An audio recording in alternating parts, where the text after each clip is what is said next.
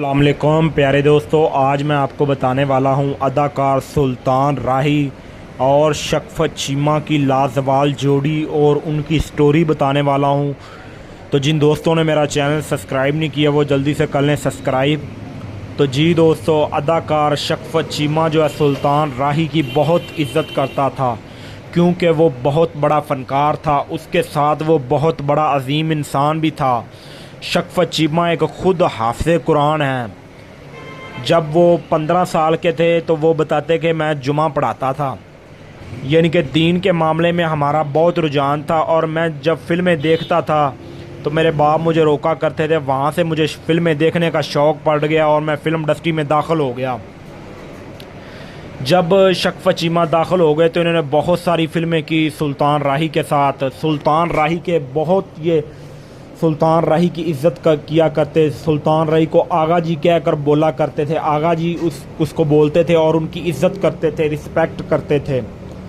सुल्तान राही एक बहुत ही अजीम बड़ा फ़नकार था और इन सब से सीनियर था, जिन्होंने इतनी लाजवाब फ़िल्में दी पाकिस्तान को, पाकिस्तानी फ़िल्म इंडस्ट्री को, और भारत में भी इनकी फ़िल्मों को यानी कि इनको अकीदत मिलती थी। इतनी इनकी फ़िल्में लाजवाब हुआ करती थी, भारत में भी इनकी फ़िल्मों को कॉपी किया जाता था।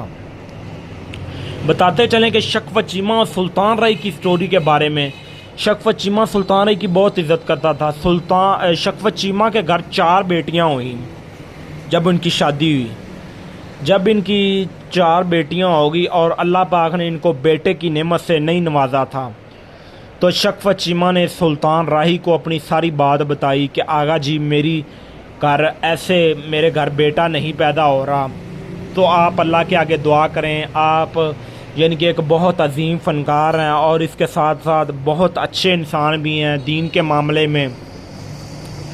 तो सुल्तान राही चले गए। सुल्तान राही ने कहा मैं करता हूँ दुआ। जब सुल्तान राही चले गए, वापस आए तो शफ़क़त चीमा ने देखा कि सुल्तान राही के माथे पर मट्टी लगी हुई है, जो देखकर शफ़क़त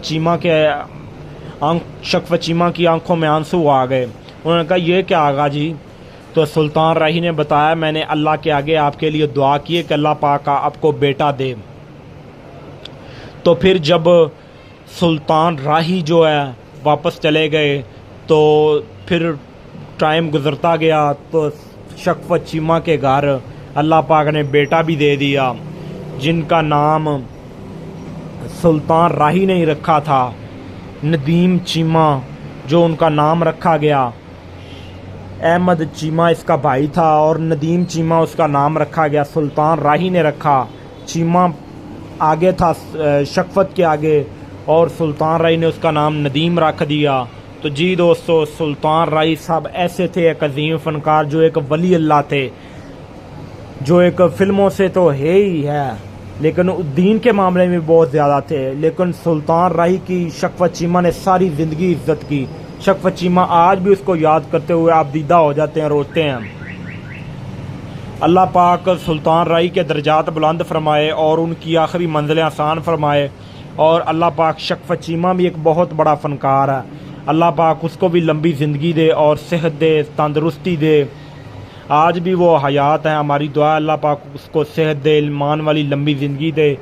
तो जी दोस्तों, ये थी हमारी आज की स्टोरी जो हमने आपको शफ़क़त चीमा और सुल्तान राही के बारे में बताया। तो मिलते हैं आपको किसी नेक्स्ट वीडियो में, तब तक अपना बहुत सारा ख्याल रखिएगा। खुदा हाफिज़।